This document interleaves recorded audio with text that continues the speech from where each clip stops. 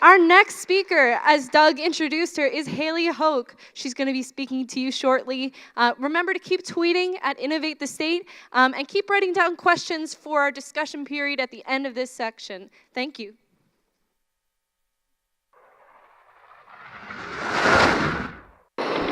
My name is Haley Hoch. I'm a senior studying plant sciences, and I'm excited to talk to you about how we can use food to come together here at Penn State and solve issues around sustainability.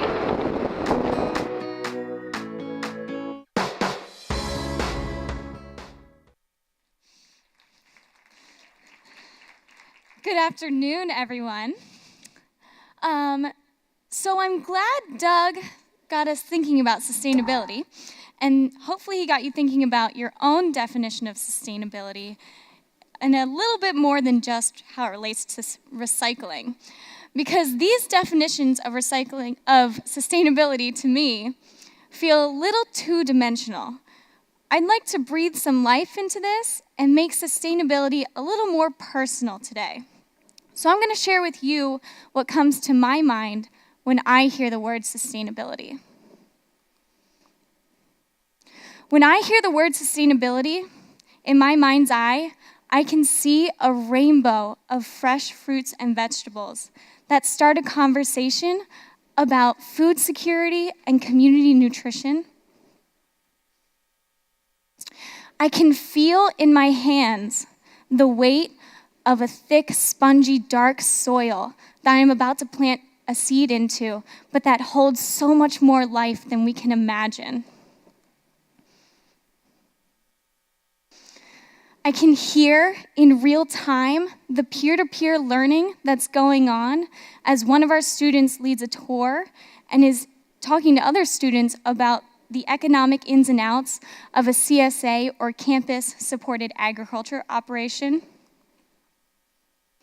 I can taste the incredible flavor of a recipe that has 100 years of heritage in it, but I'm just trying for the first time, and is able to inspire a conversation about cultural traditions around the world. And I can smell the incredible fragrance of perennial flowering plants that are home to an immense array of beneficial insects and pollinators that help our crops grow and that keep away pests that might prevent them from thriving. This is the student farm at Penn State. Maybe you've heard of it, maybe you haven't. When I felt like there was a gap or a hole in my education about learning about sustainability, this is the tool that I use to fill that gap. I've been able to learn about all types of sustainability, not just ecological, but cultural and social, economic, and health, while working alongside students from all kinds of majors and backgrounds, not just those students in the College of Agricultural Sciences, as you might assume. And so I know what you're thinking. How is a farm the tool for you to learn about sustainability? And there are two pieces about the student farm that make it such a powerful tool. The first is food. I love food. I think it's incredible. And food is so important because it's something that we all share every day, at least 3 times a day, maybe more if you're having a tough day. But it's interwoven into every aspect of our lives. We're familiar with it. Part of our identity is embedded in our food, and it's something that we come together, that we gather around daily. And so food is this incredible tool. We can use it as a vehicle to drive that conversation about sustainability. So food is one. The second piece that makes the student farm such a powerful tool are students like you. As a student here at Penn State, you're responsible for taking ownership of your education. And what that means is that when you feel like there's a gap in your education, that you're not learning what you need to learn in order to be the best version of yourself, to make the greatest impact, you need to take responsibility of that. And so, what does filling that gap look like? Well, I see 3 options. The first is that you can change your major once, twice, maybe 5 times if need be, like some of us. You can transfer is the second option, and don't tell too many people, but I actually almost went that route. Or 3, you can stand up and you can demand a change in the way that you are learning or being taught. And that's what students at Penn State did when we felt like we didn't have the tool to learn about sustainability. We collectively created one. So students have been the force that have been driving forward the Student Farm Initiative from the start. Students are the ones that have, for 3 years now, been planning, visioning, organizing, have been writing the proposals, making the pitches to all the right people, scrounging and finding the funding, taking our failures with grace, and learning to celebrate even the smallest of victories in moving the Student Farm Initiative forward. We wanted a tool, and so we built one. And that's not to say that we didn't have a lot of help along the way, but all the while, students were the ones who were up front and center in making this happen, which is incredible. And I have to tell you that it worked. So it's not as easy as going to and knocking on Old Maid's front door and asking for a farm, but after 3 years of hard work and students standing up and advocating for themselves, we were granted 1 acre of land. And this is what 1 acre of land looks like, if you haven't seen it before. Our acre is north of campus, about a 2 or 3 minute drive, 8-minute bike ride, so it's pretty close.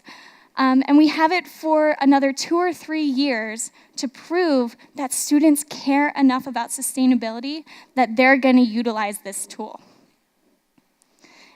And I'd like to share with you what we've accomplished in just 1 year.